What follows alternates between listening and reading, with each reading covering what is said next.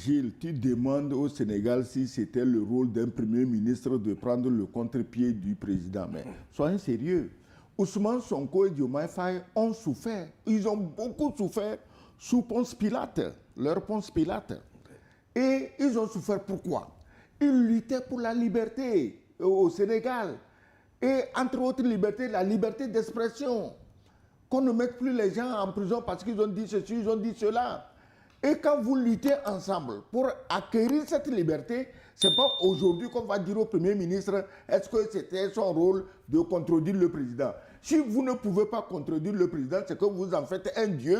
Et demain, quand ce président va agir, ne l'accusez pas d'être un dictateur. Parce que c'est vous qui êtes en train de le déifier. Sonko a souffert, Diomaye Faye a souffert. Entre eux, ils savent pourquoi ils ont souffert.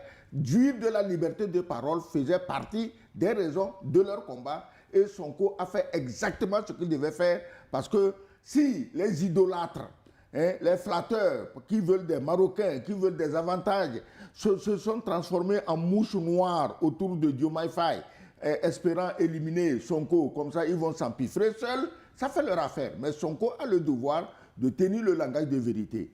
Diomaye Faye, j'ai dit Diomaye Faye, le président Embalo est arrivé en chose au Sénégal.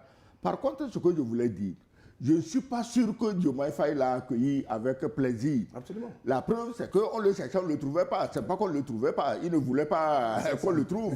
Un président, on sait toujours où il est. Il ne voulait pas qu'on le trouve. Mais dans la France-Afrique, dont il est pratiquement en voie d'être une nouvelle recrue zélée, Diomaye Faye, dans la France-Afrique, si tu veux être de la corporation, on te donne des épreuves.